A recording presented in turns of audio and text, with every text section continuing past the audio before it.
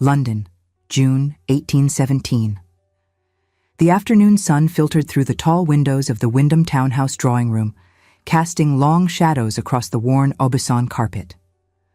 The rug was threadbare in places, a silent testament to the family's reduced circumstances since the late Viscount's death 3 years prior. They remained in the house only by the grace of a distant cousin who had inherited the title, but preferred his country estate.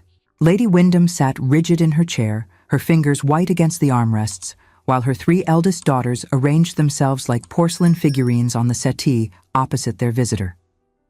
The Earl of Kingsley stood by the fireplace, his tall frame casting an imposing silhouette against the marble mantel.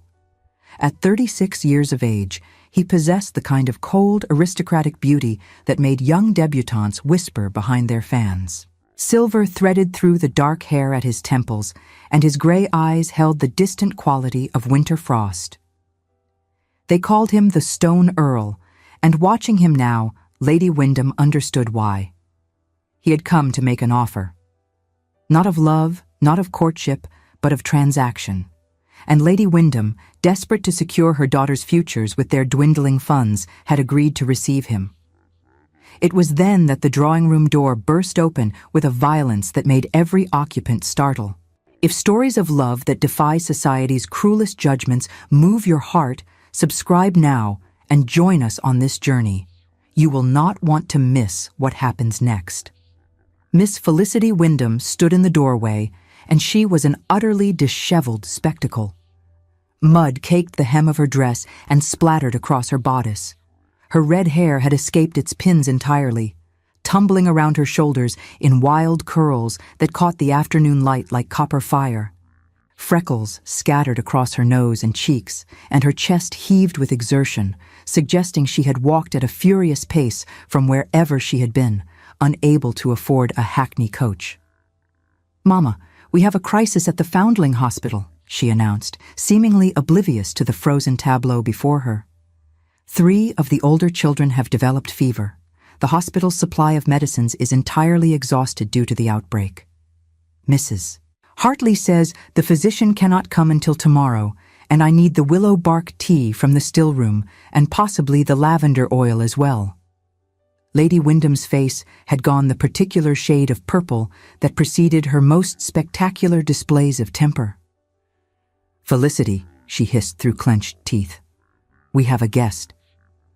For the first time, Felicity seemed to register the presence of the tall, dark stranger by the fireplace. She blinked, taking in his immaculate attire, his cold gray eyes, and his expression of faint distaste as he surveyed her appearance. "So we do," she said, entirely without apology. She turned back to her mother. "The willow bark, Mama. The children are suffering." "The children can wait," Lady Wyndham said, her voice strained to breaking. "Lord Kingsley, please forgive my youngest daughter. She has been assisting at the Foundling Hospital and has clearly forgotten all sense of propriety." The Earl's gray eyes moved over Felicity with clinical detachment, as if she were a curiosity in a museum rather than a woman standing before him. "I see," he said, his voice as cold as his expression. "The charitable daughter." Something in his tone made Felicity's spine stiffen. She had heard that particular inflection before, the subtle condescension of the wealthy toward those who concerned themselves with the unfortunate. It rankled her every time. "Yes," she said, meeting his gaze directly.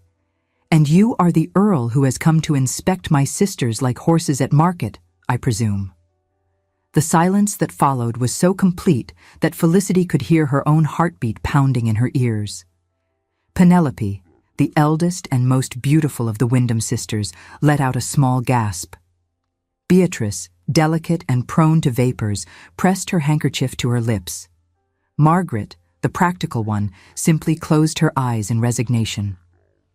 Lady Wyndham looked as though she might faint. The Earl of Kingsley, however, did something entirely unexpected. His gray eyes sharpened with interest, the first sign of genuine animation Felicity had witnessed since entering the room.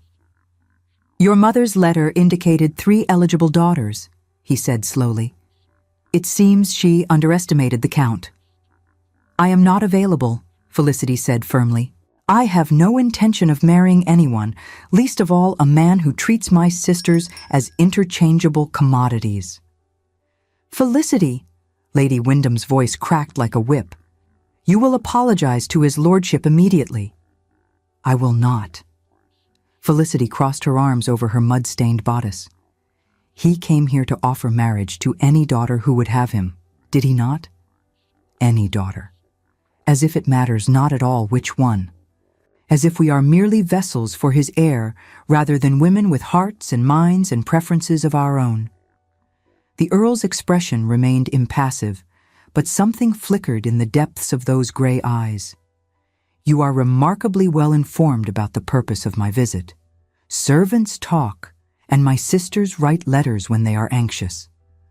Felicity gestured toward the settee where Penelope, Beatrice, and Margaret sat frozen in various states of mortification. "Look at them. 3 accomplished, beautiful women reduced to merchandise because a wealthy man has decided he requires a wife and cares not which one he receives." "Felicity, that is quite enough," Lady Wyndham said, rising from her chair with trembling dignity. "You will leave this room immediately and not return until you have remembered your manners."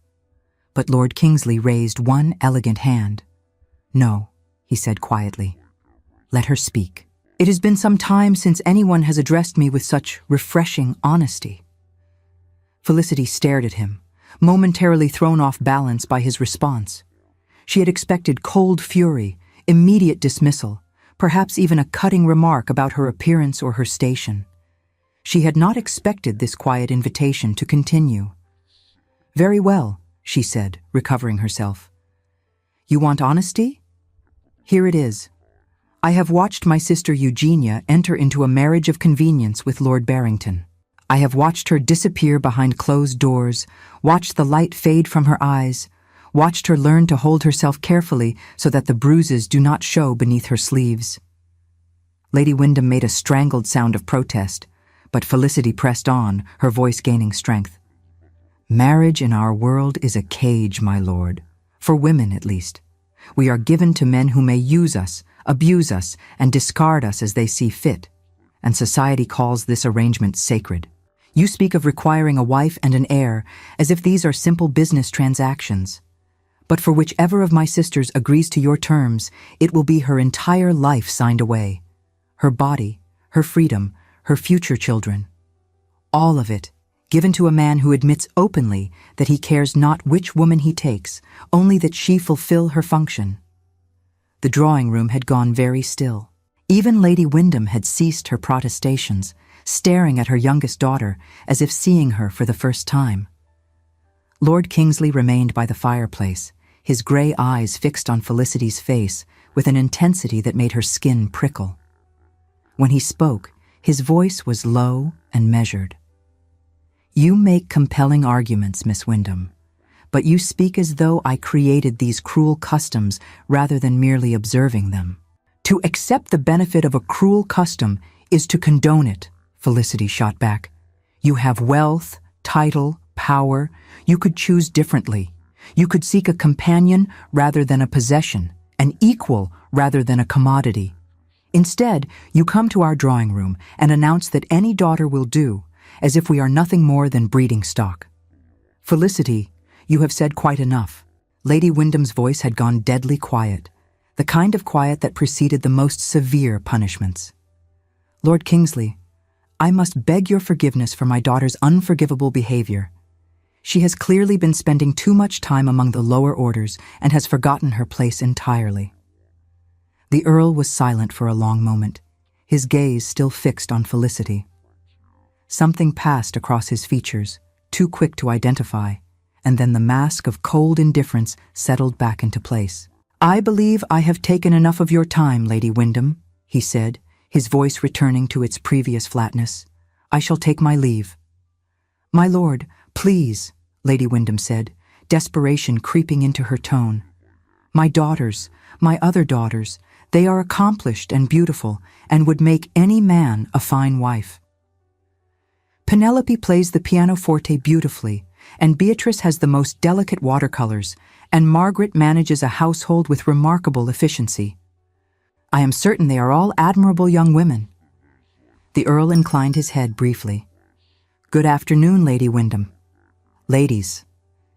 He strode toward the door, passing close enough to Felicity that she caught the scent of sandalwood and something darker, something that reminded her of winter storms.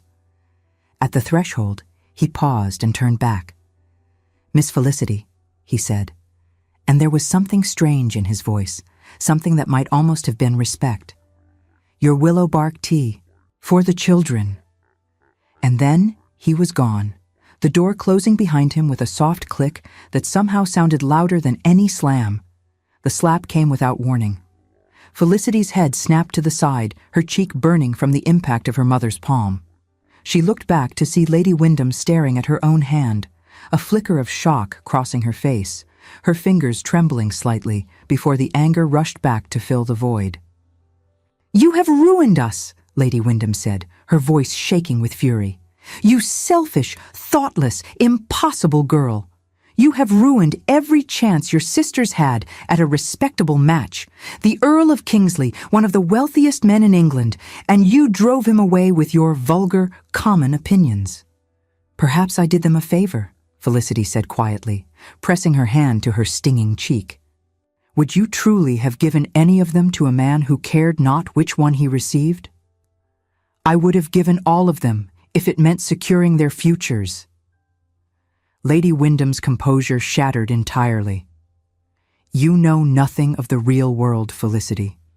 Nothing of what it means to be poor, to be desperate, to watch your daughters wither on the vine because there is no money for gowns or seasons or dowries. The Earl offered security, wealth, a future. And you threw it away because of your ridiculous romantic notions." Felicity thought of Eugenia, beautiful Eugenia, who had married Lord Barrington 2 years ago in a ceremony that had seemed like a fairy tale. She thought of the letters that had grown shorter and more stilted over time, the visits where Eugenia moved carefully and spoke in monosyllables, the bruises glimpsed beneath sleeve and collar. "There are worse things than poverty, Mama," she said. Lady Wyndham turned away, her shoulders shaking. "Go," she said. "Go to your precious orphans. It is all you are good for anyway." Felicity went. The Foundling Hospital was a sprawling complex of buildings on the outskirts of Bloomsbury, a world away from the glittering ballrooms and elegant townhouses that comprised most of fashionable London. Felicity had been volunteering there 4 days a week for nearly 2 years, teaching the older children to read and write, helping the younger ones learn practical skills that might serve them when they were turned out into the world. She arrived just as the sun was beginning to set, the willow bark tea and lavender oil clutched in her basket. Mrs. Hartley, the formidable matron who ran the hospital, met her at the door with a look of profound relief. "Thank heavens you have come, Miss Wyndham. The 3 little ones are asking for you specifically." Felicity took a brief moment to wash the mud from her hands and face at the basin in the scullery, though nothing could be done for her ruined dress. The next several hours passed in a blur of activity. She brewed tea and applied cool cloths to fevered foreheads. She told stories to distract frightened children from their discomfort. She held the hand of little Tommy Graves, who at 7 years old had already survived more hardship than most adults, and promised him that he would feel better by morning. It was well past midnight when she finally sat down in the small office Mrs. Hartley kept at the back of the hospital. Her muscles ached, her eyes burned with exhaustion, and her dress, already ruined from the morning's adventures, was now spotted with additional stains. But the children were sleeping peacefully, their fevers beginning to break, and that was all that mattered. "You look like you have been through a war," Mrs. Hartley observed, setting a cup of tea in front of Felicity. "I have." Felicity wrapped her hands around the warm cup and sighed. "I may have destroyed my family's social standing entirely this afternoon." "Oh?" Mrs. Hartley raised an eyebrow. "That sounds rather dramatic, even for you." Felicity told her about the Earl of Kingsley, about his cold proposition and her fiery response, about the slap and her mother's accusations, about the way those gray eyes had watched her with something that looked almost like interest. Mrs. Hartley listened in silence, her expression thoughtful. When Felicity finished, she said, "You spoke the truth. That is rarely a popular choice, but it is always the right one. My mother would disagree." "Your mother is frightened." Mrs. Hartley's voice gentled. "Fear makes people behave in ways they later regret. She sees her daughter's future slipping away and cannot understand why you would throw away what looked like an opportunity." "An opportunity to be purchased like furniture," Felicity said bitterly. "Perhaps, but you might also consider that not all men who make cold propositions have cold hearts." Mrs. Hartley took a sip of her own tea. "Sometimes the ones who seem the most frozen are simply the ones who have been most badly burned." Felicity thought about this as she made her way home through the quiet streets, escorted by one of the hospital's footmen. She thought about the Earl's gray eyes and the strange flicker she had seen in them when she challenged him. She thought about the way he had paused at the door, mentioned the willow bark tea for the children. A man who truly cared nothing for others would not have noticed such a detail, would not have thought to mention it. But it did not matter. The Earl was gone, probably never to return, and Felicity had more pressing concerns than analyzing the inner workings of a cold aristocrat's heart. She reached home just as dawn was breaking over the rooftops of London. The household was still asleep, and she crept up to her room without encountering anyone. She fell into bed, still wearing her ruined dress, and was asleep within moments. It was the sound of screaming that woke her. Felicity bolted upright, disoriented and alarmed. Sunlight streamed through her windows, suggesting she had slept far longer than intended, but the screaming continued from somewhere below. She threw on a wrapper and rushed downstairs to find the household in complete chaos. Her mother stood in the entrance hall, a letter clutched in her trembling hands, her face the color of fresh cream. Penelope, Beatrice, and Margaret clustered around her, all talking at once in voices high with agitation. Several servants hovered nearby, clearly torn between propriety and curiosity. "What has happened?" Felicity demanded, pushing her way through the group. "Mama, are you unwell?" Lady Wyndham turned to look at her, and her expression was so strange that Felicity felt a chill run down her spine. It was a mixture of shock, disbelief, and something that might almost have been hope. "He has written," Lady Wyndham said, her voice barely above a whisper. "The Earl of Kingsley. He has written to say that he has changed his mind." Felicity's heart stuttered. Changed his mind about what? Lady Wyndham held out the letter with shaking hands. "About which daughter he will marry." Felicity took the paper and read the elegant, precise handwriting that covered the page. "Lady Wyndham, after considerable reflection upon our meeting yesterday, I find that I must revise my earlier position. I stated that any of your daughters would serve my purposes equally well. This was, as your youngest daughter so eloquently pointed out, an approach that treated the young women in question as commodities rather than individuals. I have therefore decided to be more specific in my requirements. I wish to marry Miss Felicity Wyndham. Only Miss Felicity Wyndham. She is the first person in many years who has spoken to me as a human being rather than a title. She challenged my assumptions, questioned my motives, and demonstrated a strength of character that I confess I had begun to believe no longer existed in the world. I am under no illusions that she will accept me easily. Indeed, based upon her opinions expressed yesterday, I suspect she will refuse me entirely. But I find that I cannot proceed with a cold transaction when I have glimpsed the possibility of something more. I offer Miss Felicity a true union of minds. Honesty, respect, and the freedom to continue her charitable work.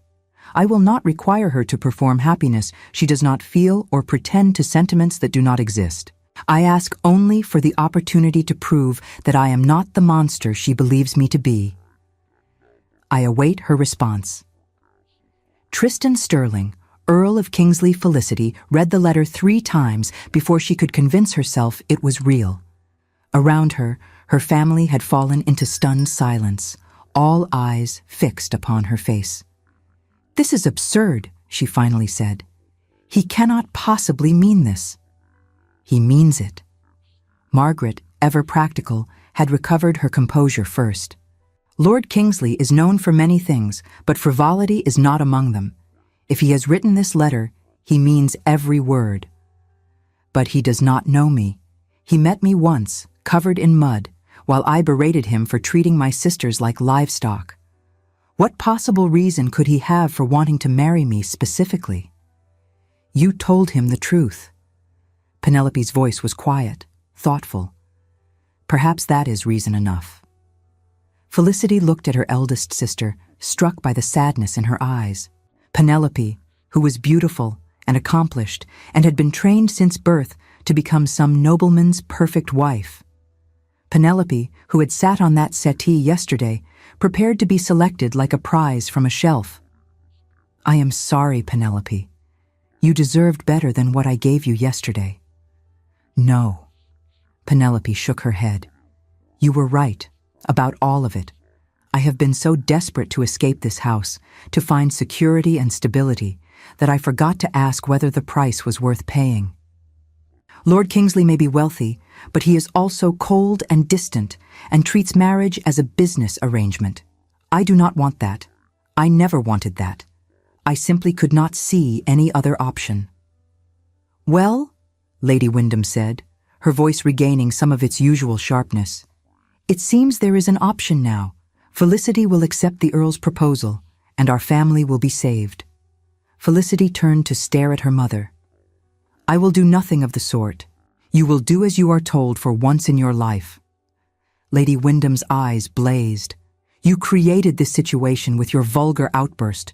You will repair it by accepting his offer."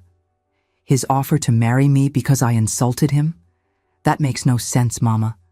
There must be some ulterior motive, some scheme I cannot see." "What possible scheme could he have?" Margaret asked reasonably.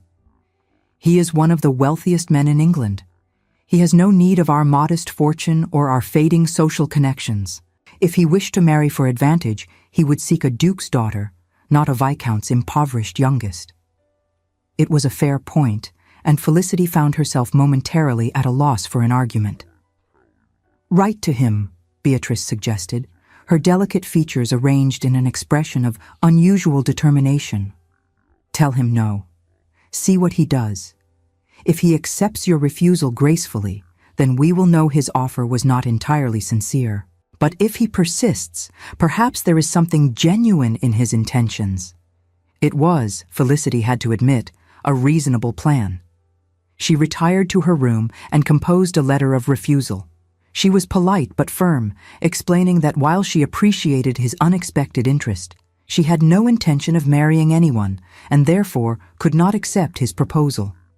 She thanked him for his kind words about her character and wished him well in his search for a suitable bride. She sent the letter that afternoon and tried to return to her normal life. 2 days later, another letter arrived. "Miss Wyndham, I do not accept your refusal. I shall call upon you at 3 o'clock this afternoon to discuss the matter further." Kingsley Felicity stared at the brief message, torn between outrage and something that felt dangerously like amusement. The sheer arrogance of the man, to declare that he did not accept her refusal as if she had no say in the matter. And yet, there was something about his persistence that stirred her curiosity, despite herself.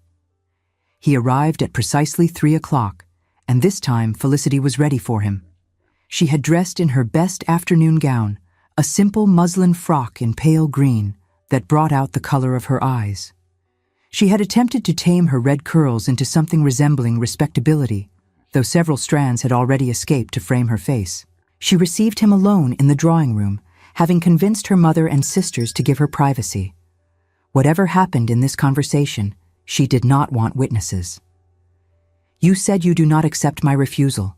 she said without preamble as he entered the room. "That is not how refusals work, my lord." The Earl looked different today, less cold somehow, though his expression remained carefully controlled.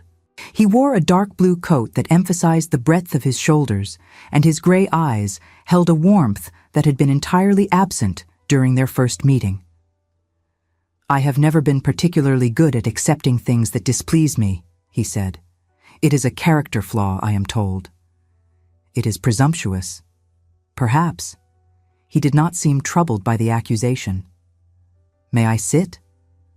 Felicity gestured toward a chair, and he settled into it with the easy grace of a man accustomed to commanding attention. She took a seat opposite him, maintaining what she hoped was a dignified distance. "Before you repeat your refusal," he said, "allow me to explain why I have come." "I am listening. Since our meeting 2 days ago, I have made inquiries about you.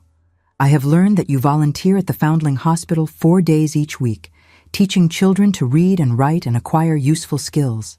I have learned that you have frightened away 6 suitors before they could ever trouble your mother with a proposal.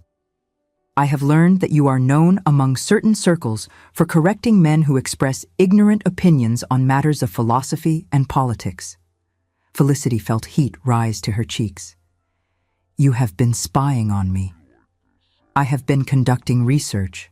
There is a difference." His gray eyes held hers steadily. "What I have learned is that you are exactly the woman I believed you to be when you stood in this room covered in mud and told me I was treating your sisters as livestock." "And you found this attractive?" "I found it remarkable." He leaned forward slightly, his manner losing some of its formality. "Miss Wyndham, I have spent the past decade of my life surrounded by people who tell me only what they believe I wish to hear. I am the Earl of Kingsley, and my title and wealth create a barrier that few are willing to breach. I have forgotten what it feels like to be spoken to honestly." Felicity considered this. She thought about her own experiences in society, the endless performance of politeness and propriety that was expected of young women. She understood, perhaps better than most, the exhaustion of never being permitted to speak one's true thoughts. "That explains why my honesty appealed to you," she said slowly. "It does not explain why you wish to marry me. I am offering you a true companionship." His voice was steady, his gaze unwavering. "Not a cage. You spoke of your sister's marriage and the darkness you have witnessed there. I am not Lord Barrington. I have no desire to control or diminish you. I want an equal, someone who will challenge me and speak truth to me and refuse to pretend happiness she does not feel." You speak very prettily," Felicity said, "but words are easy. How am I to trust that your actions will match your promises?" "You cannot." He acknowledged this with a slight inclination of his head. "Not yet. Trust must be earned, and I have done nothing to earn yours. That is why I am not asking you to marry me today." She blinked. "You are not?" "I am asking you to give me time. Allow me to prove who I am beneath the frost, as you so aptly called it. Allow me to show you that my fears and wounds are similar to your own, and that we might understand each other in ways that transcend the usual expectations of marriage." It was not what she had expected.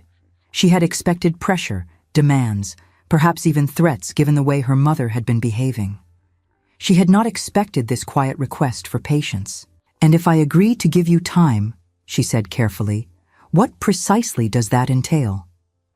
"I will come to the Foundling Hospital tomorrow morning at 10 o'clock. I wish to see where you spend your days, to understand what you care about and who you truly are. After that, we will discuss whether you are willing to continue our acquaintance."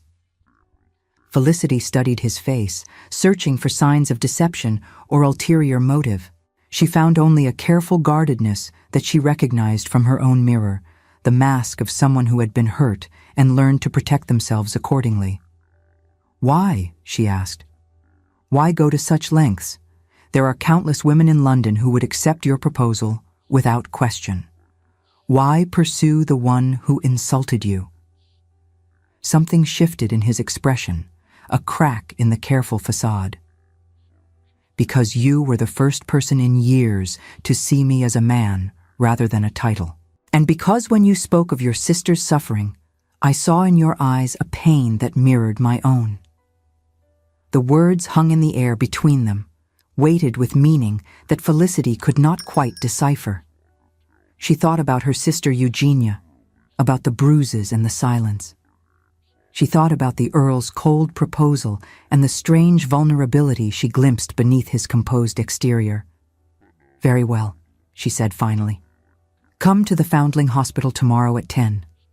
I will show you my world, Lord Kingsley, and then we shall see." He arrived at precisely 10 o'clock the following morning, dressed far more simply than she had expected. Gone were the elaborate cravats and polished boots of society.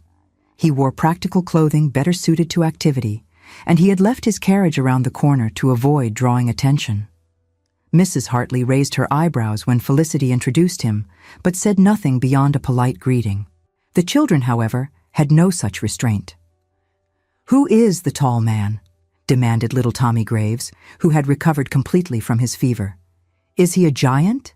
He looks like a giant." "He is a friend," Felicity said, aware of how inadequate the word was to describe whatever complicated thing existed between them. "He has come to learn about our work here." "Can he teach us something?" asked Mary Collins, an 8-year-old with serious dark eyes. "Miss Felicity teaches us reading. What can the giant teach us?"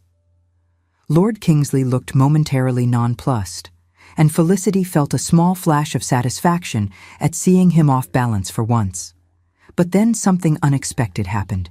He crouched down to Mary's level, bringing his gray eyes to meet hers directly. "I know something of mathematics," he said gravely, "and I can tell you stories about ancient Rome, if that would interest you." Mary considered this. "Are there battles in the stories?" "Many battles, and gladiators, and emperors who were sometimes very wise and sometimes very foolish." "I should like to hear about the foolish emperors," Mary decided. "Foolish people are more interesting than wise ones." The Earl's lips twitched in what might have been a smile. "On that point, Miss Collins, we are in complete agreement." What followed was one of the strangest mornings of Felicity's life. She watched as the Earl of Kingsley, the Stone Earl, the man known throughout London for his cold demeanor and distant manner, sat on a small wooden chair surrounded by orphaned children and told them stories of Julius Caesar and Marcus Aurelius. He did not speak down to them. He did not simplify or condescend. He spoke to them as if they were intelligent beings capable of understanding complex ideas, and they responded with an engagement that surprised even Felicity. "Why did the emperor do that?" asked a boy called Samuel, frowning at a particularly confusing historical decision. "It seems very stupid." "It does it not?" The Earl nodded seriously. "Sometimes people in power make choices that seem obvious mistakes to those who come after. Often it is because they are afraid or proud or cannot see clearly because of their own pain." Felicity felt the words land somewhere deep in her chest. She thought about her mother's cruelty, born of fear for her daughter's futures. She thought about Lord Barrington's violence, perhaps rooted in his own dark wounds. She thought about the Earl himself, his coldness a shield against old griefs. Later, when the children had been sent to their lessons and Mrs. Hartley had tactfully withdrawn, Felicity and Lord Kingsley walked through the hospital's small garden. The roses were in bloom, their fragrance mixing with the city's less pleasant smells to create something unexpectedly lovely. She had watched him throughout the morning with a growing sense of bewilderment. This was not the cold, distant Earl who had stood in her mother's drawing room and announced that any daughter would do. This was a man who listened to children's stories with genuine interest, who asked questions that showed he was truly paying attention, who treated the smallest orphan with the same respect he would show a duke. "You are staring at me," he observed without turning his head. "I am trying to reconcile the man I saw this morning with the man who made that terrible proposal to my family. Perhaps they are the same man." He paused beside a climbing rose heavy with pink blooms. Perhaps one has simply been hiding inside the other for a very long time. What made you hide? He was silent for so long that Felicity thought he would not answer. When he finally spoke, his voice had lost its careful control, revealing something raw and painful beneath. "You surprised me today," Felicity admitted. "I did not expect you to engage with the children so genuinely." "I surprised myself." He was quiet for a moment, his gray eyes fixed on a climbing rose that had nearly overtaken the garden wall. "There was a time many years ago when I was not so cold as I have become, when I believed in connection and warmth and the possibility of happiness." "What changed?" He did not answer immediately. When he did speak, his voice was carefully controlled, but she could hear the pain beneath the words. "I had a younger brother, Thomas. He was the bright one, the warm one, the one everyone loved. I adored him beyond reason. When I was 23, he fell ill with a fever that swept through our country estate. He was 14 years old. I sat with him for 3 days and nights, holding his hand, promising him that he would recover. He died on the 4th morning, while I was sleeping in the chair beside his bed." Felicity's throat tightened. She had not expected this, had not been prepared for the raw vulnerability in his confession. "I am sorry," she said softly. "That is a terrible loss." "It was only the beginning." His jaw tightened. "My mother never recovered from Thomas's death. She had always been fragile, prone to dark moods and fits of jealousy, but after we buried him, she lost herself entirely. She began to believe that my father was responsible, that he had brought the fever into the house through some negligence. She accused him of killing her son. But that was not true. The fever came from the village. A child had died there the week before. There was nothing my father could have done to prevent it." He paused, gathering himself. But my mother would not accept this. She became consumed by her grief and her rage. She and my father, who had once loved each other deeply, began to tear each other apart. Every day brought new accusations, new cruelties, new attempts to wound. He stopped walking, his hands clasped behind his back, his face turned away from her. "One morning, when I was 26, my father found my mother in the library. She had taken her own life. The note she left blamed him entirely. He survived her by 8 months before drinking himself to death." The silence that followed was heavy with sorrow. Felicity did not know what to say, what words could possibly address such tragedy. She reached out impulsively and laid her hand on his arm. He looked down at her touch as if it were something foreign, something he had not experienced in a very long time. When he raised his eyes to hers, they were bright with unshed tears. "I swore after that night that I would never love anyone again, that I would never allow passion or attachment to grow in my heart, because I had seen what it could destroy. I built walls around myself, became the cold, distant earl that society expected. And for 10 years, I believed I had succeeded." "But you have not," Felicity said quietly. "Have you?" "I thought I had." His voice was barely above a whisper. "Until a young woman walked into a drawing room covered in mud and told me I was a fool and a monster. Until she looked at me with those fierce green eyes and reminded me that I was a human being, not just a title. Until she made me feel something other than emptiness for the first time in a decade." Felicity's heart was pounding. She should pull away, should retreat to the safety of distance and propriety. She had sworn never to marry, never to place herself in another's power.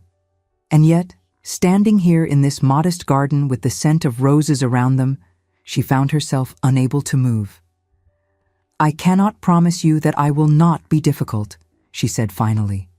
"I cannot promise that I will be gentle or biddable or any of the things a wife is supposed to be." "I do not want gentle or biddable." His gray eyes held hers with an intensity that made her breath catch. "I want someone who will challenge me, who will speak truth to me even when it is uncomfortable. I want a partner who will help me remember what it feels like to be alive." "And if I hurt you?" If this thing between us becomes the same destruction that claimed your parents, then at least I will have felt something. He reached up, slowly, giving her time to pull away, and touched her cheek with gentle fingers.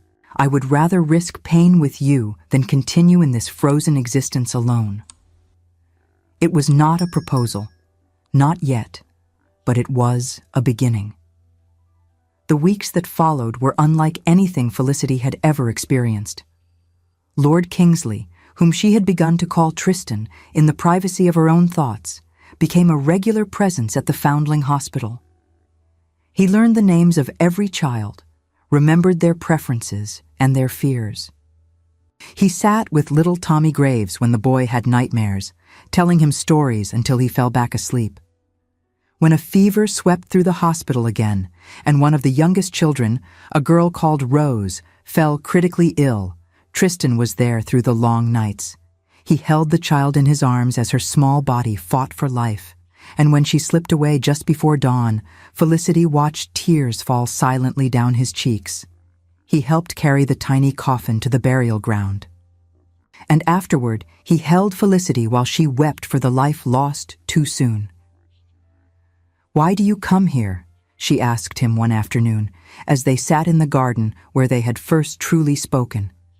"You do not have to. You have done enough to prove your sincerity." "I do not come here to prove anything." His gray eyes were soft as he looked at her. "I come because these children have taught me something I had forgotten. That vulnerability is not weakness. That opening oneself to pain is the price of opening oneself to joy. I taught you that? You reminded me of what I already knew and chose to forget." He took her hand in his, threading their fingers together. "You walked into my life late and disheveled and covered in mud, and you knocked down every wall I had spent a decade building. You are magnificent and impossible, and exactly what I needed. Flattery will not make me more amenable to your proposal," she said, but she was smiling. "Then perhaps this will." He leaned forward and kissed her, gently at first, then with growing intensity. Felicity had been kissed before, stolen moments with suitors she had no intention of accepting. But this was different. This felt like coming home. When they finally drew apart, both breathing unsteadily, his gray eyes searched hers with an expression of such hope that it made her heart ache. "Marry me," he said, "not because society expects it, or because your mother demands it, or because I am wealthy and titled and can provide for you. Marry me because you feel this thing between us. Marry me because you believe, as I do, that we could build something real together." She wanted to say yes. Every fiber of her being wanted to say yes. But fear still held her back. The memory of Eugenia's bruises and her mother's warnings about what marriage truly meant for women. "I need more time," she whispered. "Not because I do not want you, but because I am afraid." "Then take what time you need." He pressed a kiss to her forehead. "I have waited 10 years to feel anything at all. I can wait a while longer for you." They returned to London society together, and the whispers began immediately. The Earl of Kingsley, attentive to the plain, red-haired Wyndham girl. The Earl of Kingsley, escorting her to assemblies and balls and dinners, dancing with her far more than the 2 dances propriety allowed. The Earl of Kingsley, smiling in public for the first time anyone could remember. The gossip was relentless. Some said she had bewitched him with strange arts learned at the Foundling Hospital. Some said it was a temporary madness that would pass when he came to his senses. Some said she must be with child, and he was doing the honorable thing. Felicity heard it all, the whispers behind fans and the pointed comments just loud enough to reach her ears. She held her head high and pretended not to notice, but the poison seeped in despite her best efforts. "Have you noticed?" one matron said to another at a ball, standing close enough to Felicity that every word was audible. "Such a waste of a man on that charity case. He will tire of her soon enough and seek more appropriate companionship. It is always the way with these things. Poor plain thing. She must know it cannot last. Felicity felt the words land like blows, awakening every insecurity she had ever possessed. She thought of her mother's warnings about men and their inconstancy. She thought of Tristan's first proposal, cold and transactional, and wondered if this warmth was merely performance. That night, when he came to her in the moonlit conservatory where they had stolen a moment alone, she could not meet his eyes. "What has happened?" He tilted her chin up gently, concern etched across his features. "Something is troubling you." She told him about the whispers, about the matron's predictions, about the fear that had been growing in her heart since they returned to society. When she finished, his expression had gone dark with fury. "Who said these things to you?" "It does not matter." "It matters to me." His jaw was tight. "These venomous gossips attacking you simply because you dared to capture my attention when they could not. I will not permit it. You cannot control what people say, Tristan." "Perhaps not, but I can make my position clear." He took both her hands in his. "I wish to announce our engagement publicly. I wish to host a ball in your honor, to introduce you to society as my chosen partner. And I wish to make it absolutely clear to everyone present that any disrespect toward you is a personal insult to me." Felicity's heart raced. Part of her thrilled at his fierce protection, but part of her still cowered from the attention such a gesture would bring. "I do not know if I am ready for that." "Then tell me what you need. Tell me how to prove to you that this is real, that I am not going to tire of you or seek more appropriate companionship or any of the other poisonous predictions these bitter women have made." His gray eyes burned with intensity. "I love you, Felicity. I did not think myself capable of saying those words ever again, but I love you, and I will spend the rest of my life proving it, if that is what it takes." It was the first time he had said the words. Felicity felt them settle into her heart like seeds taking root, and she knew with sudden certainty that she loved him too. "Yes," she whispered. "Yes. Yes, I will marry you. Yes, announce it to the world. Yes, let them see that you chose me, the muddy one, the impossible one, the one who told you exactly what she thought."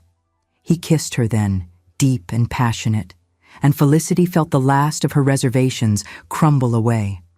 The weeks that followed were a whirlwind of preparation and growing certainty. Felicity found herself changing in ways she had not anticipated. The sharp edges of her defensiveness began to soften, not because Tristan demanded it, but because she no longer felt the need to protect herself so fiercely. He continued to surprise her. When she mentioned offhandedly that she had never learned to ride properly, he arranged for a gentle mare to be brought to Hyde Park at dawn, before the fashionable crowds arrived to judge and whisper. He taught her himself, patient and encouraging, celebrating each small victory as if she had conquered an empire. When she confessed her fear that his friends would look down upon her, he introduced her to a select circle of people who valued substance over status. Lady Henrietta Cavendish, a widow with sharp wit and sharper intelligence, became an unexpected friend. Sir Marcus Ashton, a philosopher and reformer who had once been Tristan's tutor, treated Felicity as an intellectual equal and engaged her in debates that lasted for hours. "You have surrounded yourself with unusual people," she observed one evening after a particularly stimulating dinner party. "I have surrounded myself with interesting people." Tristan smiled at her across the open carriage as they drove through Hyde Park, a setting public enough to silence any question of impropriety. "Society may worship beauty and bloodlines, but I have always found courage and conviction far more attractive." "Is that why you chose me?" "I chose you because you walked into a room covered in mud and told me I was a fool." His gray eyes softened. "And because even then, even when you despised everything you thought I represented, you cared more about sick children than about impressing an earl. That told me everything I needed to know about your character." The ball was a spectacle that London society would discuss for years afterward. The Earl of Kingsley had transformed his townhouse into a wonderland of light and flowers, and the invitations had been the most sought after of the season. Everyone who was anyone attended, eager to see this unprecedented event for themselves. Felicity wore a gown of deep emerald silk that made her eyes shine like jewels. Her red hair was swept up in an elegant arrangement, and around her throat hung a simple strand of pearls that had belonged to Tristan's mother. "You look beautiful," he murmured, as he led her down the grand staircase to where their guests waited. The most beautiful woman in any room. Flatterer. Truth-teller. He squeezed her hand. "Are you ready?" "No, but let us do it anyway." The toast he made silenced every whisper in the room. "Ladies and gentlemen," Tristan said, his voice carrying to every corner of the ballroom, "I wish to introduce to you Miss Felicity Wyndham, my chosen partner in all things. Some of you may have wondered at my interest in this remarkable woman. Some of you may have speculated about her worthiness to stand at my side."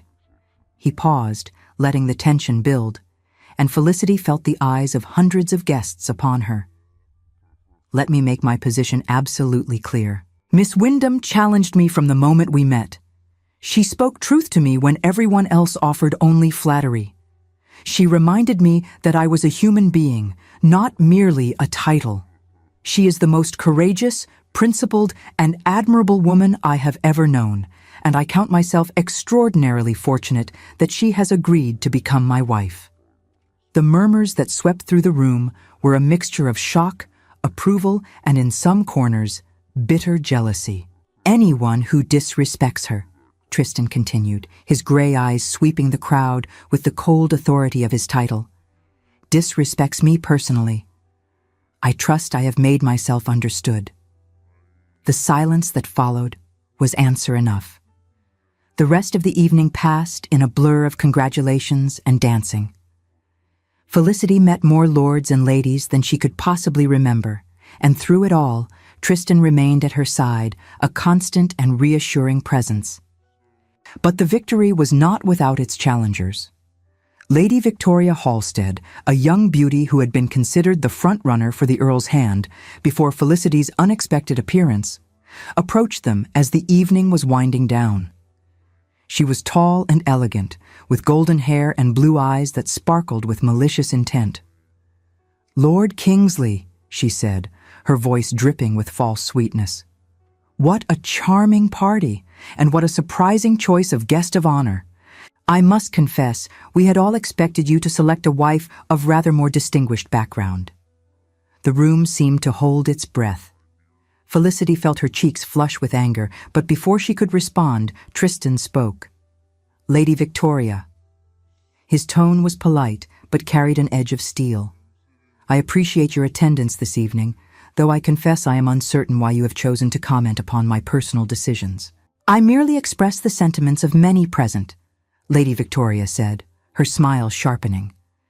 "Your Miss Wyndham may have captured your attention temporarily, but surely you cannot intend to actually marry a woman of such unremarkable appearance and dubious social standing." "Ah." Tristan's gray eyes had gone very cold. "I see.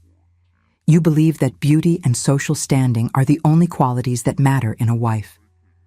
They are certainly the qualities that have mattered to every gentleman of your rank throughout history. Then perhaps it is time for history to change." Tristan's voice remained even, but his words carried to every corner of the suddenly silent room. "Gentlemen of refinement, Lady Victoria, value substance over superficial beauty. They appreciate attractiveness that includes depth of character, strength of principle, and the courage to speak truth even when it is uncomfortable. Beauty without such depth is, I confess, rather tedious." Lady Victoria's perfect complexion had gone very red. "Moreover," Tristan continued, "I find myself quite unable to comprehend why a woman would believe that her only value lies in her youth and her appearance. Such qualities fade, Lady Victoria. Character deepens. I pity any woman who has been raised to believe otherwise." The silence stretched for a long moment, and then, remarkably, someone began to applaud. Others joined in, and Lady Victoria, her face a mask of humiliated fury, retreated into the crowd. Later that night, when the guests had gone and they stood together in the moonlit garden, Felicity turned to Tristan with wonder in her eyes. "You did not have to do that." "Yes, I did." He pulled her close, his arms wrapping around her with fierce protectiveness. "I will always defend you, Felicity, against gossips and rivals and anyone else who dares to diminish your worth. You are extraordinary, and I will spend the rest of my life making certain you never forget it." She kissed him then, pouring all of her love and gratitude into the embrace. But the enemies had not yet finished their work. Felicity received a letter the following week from her sister Eugenia, the first correspondence in months.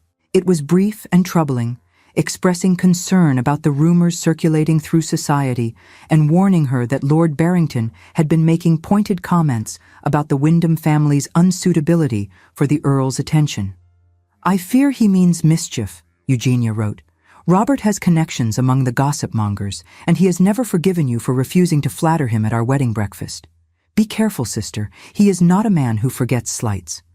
Felicity showed the letter to Tristan, and his expression darkened. "Lord Barrington," he said slowly, "I have heard things about him, unpleasant things. He is the source of my sister's suffering."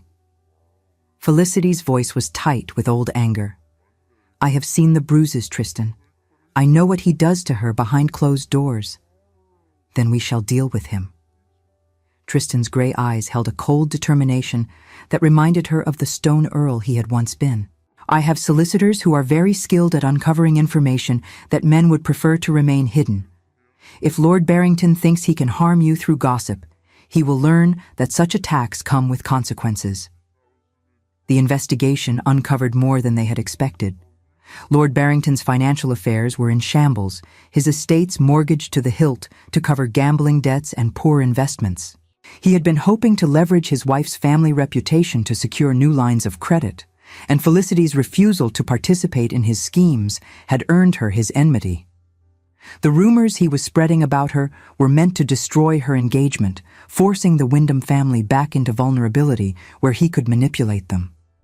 More damning were the documents that proved his abuse of Eugenia. Letters from servants who had witnessed the violence. Medical records from physicians who had treated her injuries. Enough evidence to force a private separation agreement, something almost unheard of but not impossible for a woman with powerful allies. "Your sister can be free of him," Tristan told Felicity as they reviewed the documents together. "If she wishes it. I have the power and the resources to make it happen." "She wishes it." Felicity's voice shook with emotion. "She has wished it for 2 years, but she saw no way out." "Then we shall provide one." The weeks that followed were tense and difficult. Barrington, sensing that his position was weakening, increased his attacks. He spread rumors that Felicity had trapped the Earl through witchcraft or blackmail. He suggested publicly that the Wyndham family was riddled with madness and moral deficiency. Each new attack hardened Tristan's resolve.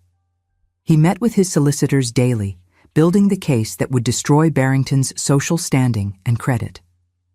He used his influence to ensure that the most damaging rumors were countered before they could spread too far.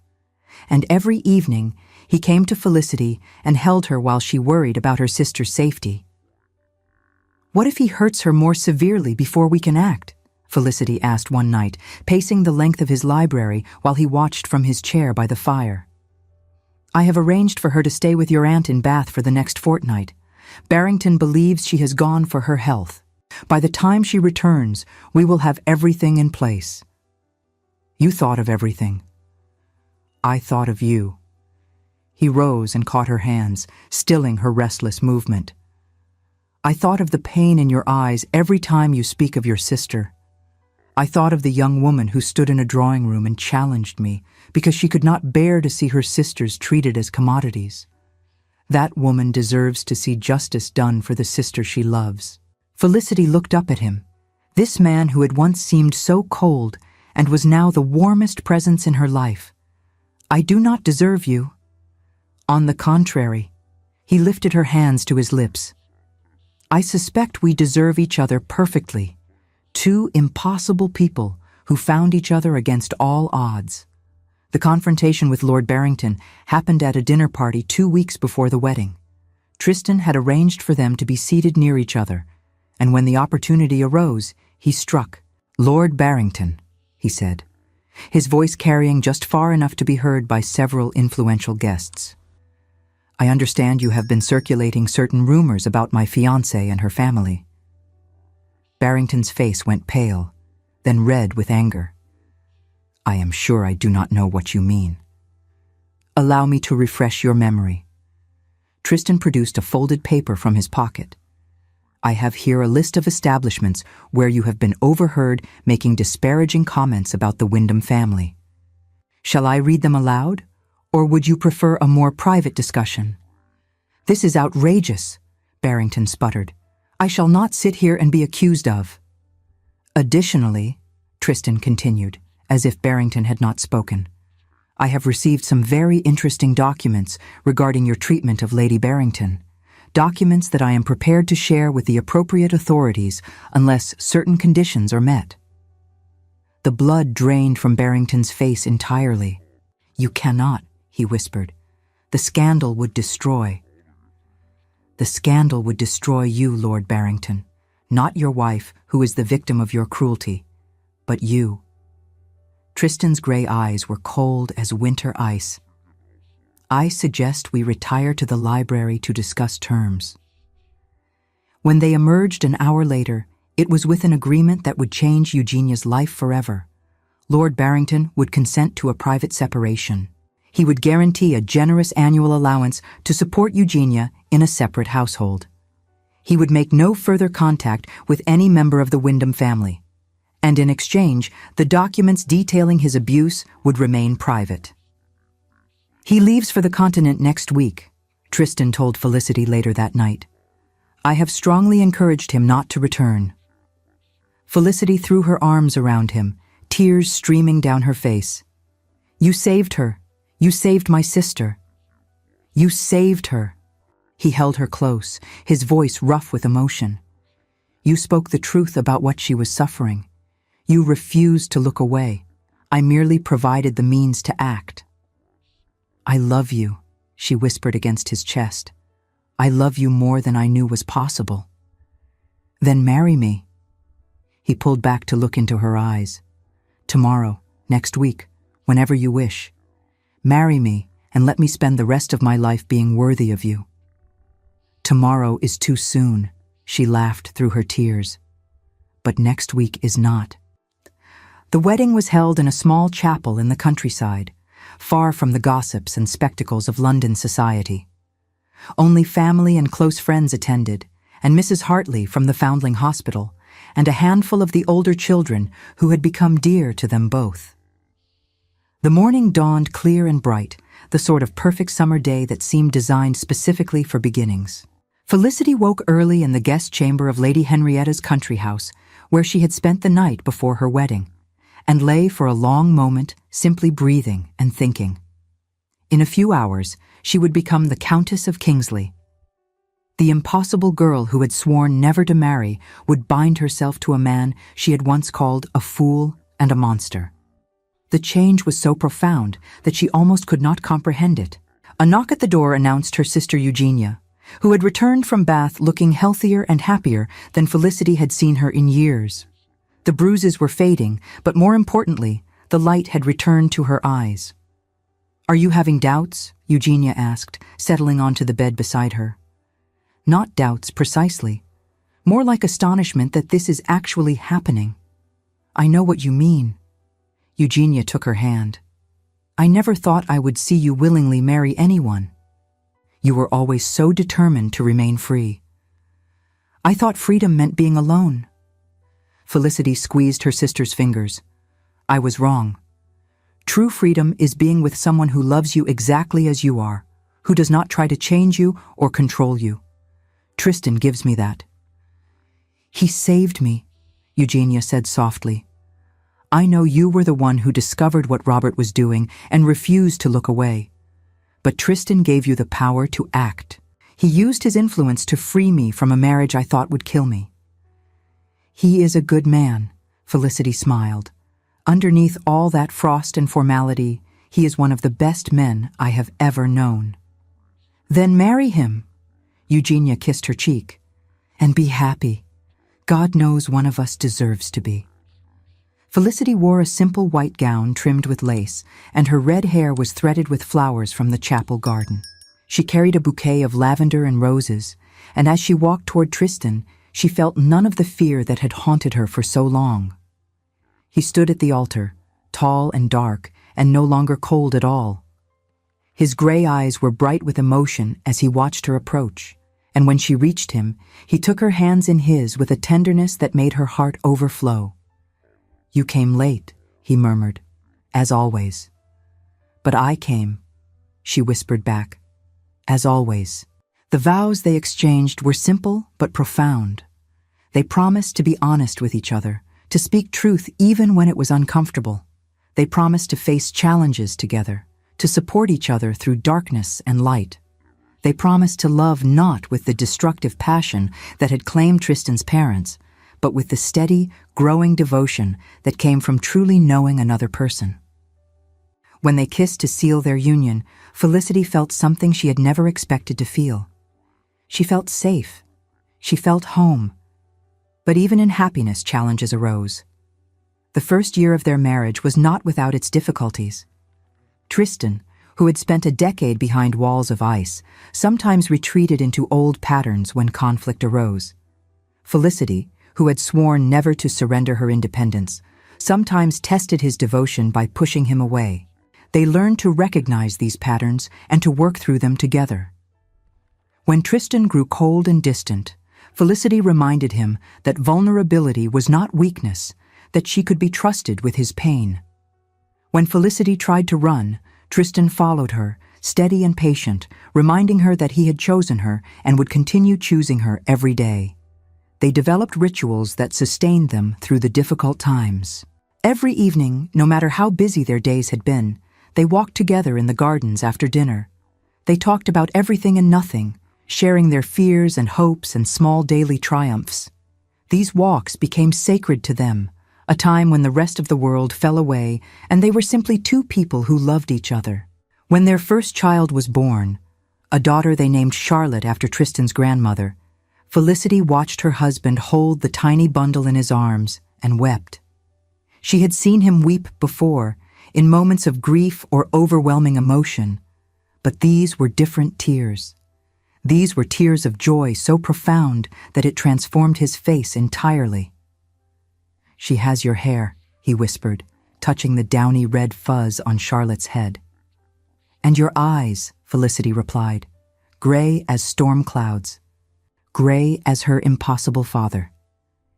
He looked up at her, his expression filled with wonder. "We made this perfect, beautiful thing." "We did." She reached out to touch his cheek. "And we will make more. A whole family of impossible people with red hair and gray eyes and opinions far too strong for polite society." He laughed, and the sound was so warm and free that it made her heart ache with happiness. This was not the stone earl who had first walked into her mother's drawing room. This was Tristan, her partner and her equal, and the love of her life. The twins came 2 years later, followed by 2 more years of sleepless nights and joyful chaos. "We are both damaged," Felicity said one night, curled against him in the firelit darkness of their bedroom. "We bring our wounds into this marriage." "We do." His fingers traced lazy patterns on her shoulder. "But perhaps that is not such a terrible thing. Perhaps the wounded can understand each other in ways the whole cannot." An optimistic view from the Stone Earl. "The Stone Earl is dead." He kissed the top of her head. "You killed him with your mud-covered arrival and your impossible opinions. In his place is merely a man who loves you beyond reason. A man who does not accept refusals. Never." He smiled against her hair. "It would have been the greatest mistake of my life to accept your refusal. I knew it even then." "How?" Because you were the first person in years who made me feel anything at all. And I was not willing to let that go without a fight. 10 years later. The summer sun bathed the gardens of Kingsley Abbey in golden light, and the lavender beds were in full bloom. Their fragrance drifted on the warm breeze, mingling with the sound of children's laughter. Felicity, Countess of Kingsley, stood on the terrace and watched her family with a heart so full it sometimes felt impossible to contain. Tristan was on the lawn below, attempting to teach their twin sons the rudiments of cricket. Edmund, who at 7 years old had inherited his father's dark hair and his mother's fierce green eyes, was wielding the bat with more enthusiasm than skill. Thomas, named for the beloved uncle he would never know, stood ready to bowl, his expression of intense concentration an exact replica of his father's.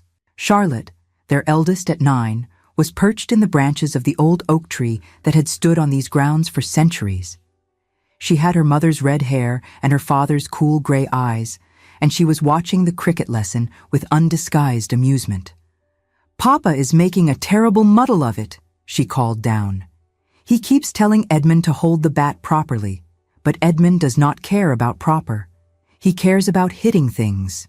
Young ladies do not climb trees," Felicity called up to her daughter, though her voice held no real reproof. "I am not a young lady," Charlotte replied with perfect confidence.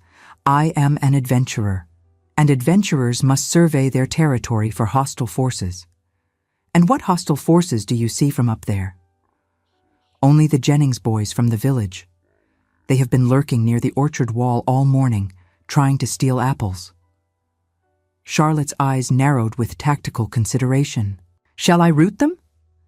"Leave the Jennings boys to their apples. Your father needs all able-bodied troops for cricket duty." Charlotte considered this, then began her descent from the tree with the agile grace of long practice. "Very well, but only if I am allowed to bat. Edmund is dreadful."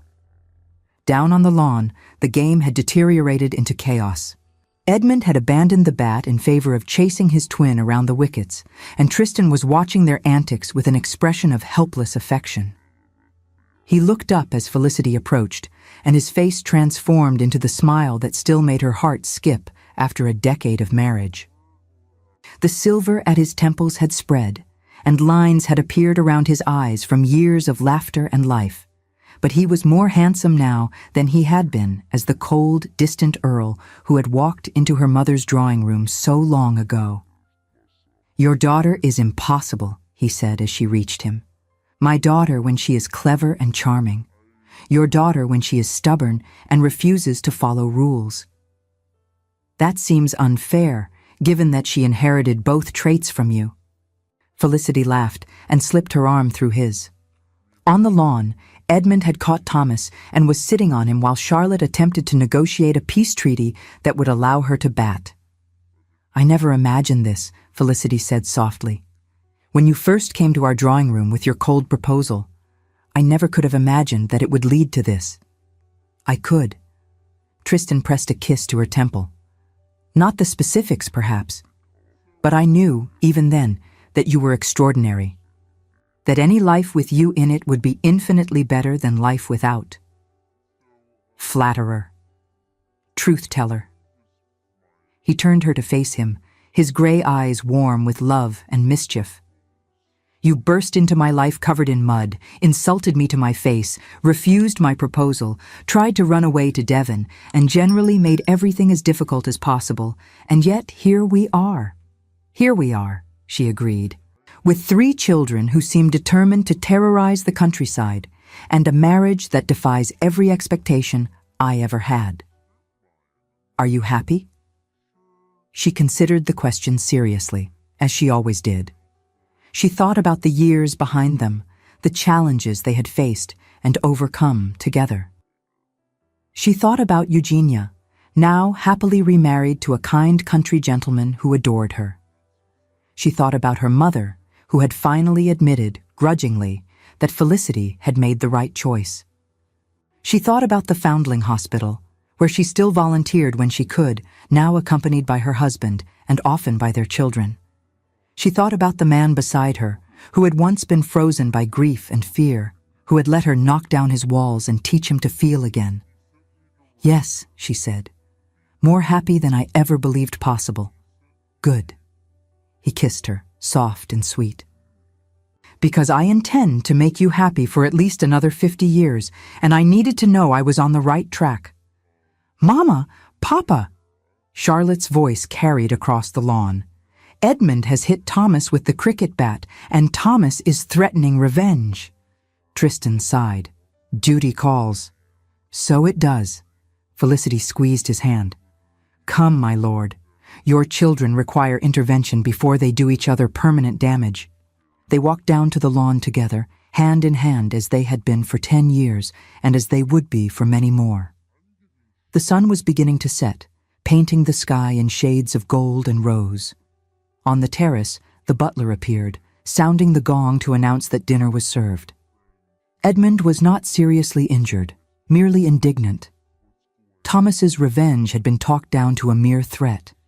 Charlotte had claimed the bat and was demonstrating proper form to both her brothers, who were ignoring her completely.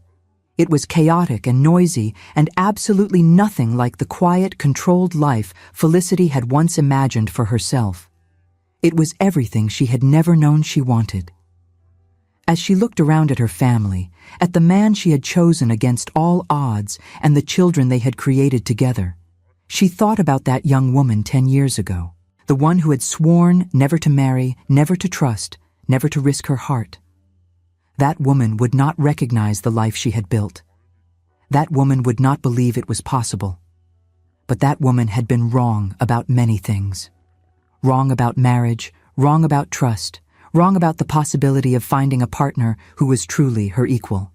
Not impossible, merely waiting. Waiting for an arrogant earl who proposed in cold terms but loved in warm ones. Waiting for a man specific enough to choose only the woman who had insulted him to his face. Waiting for Tristan. The summer sun was setting now, casting long shadows across the lawn where her children played. The butler was waiting patiently by the door.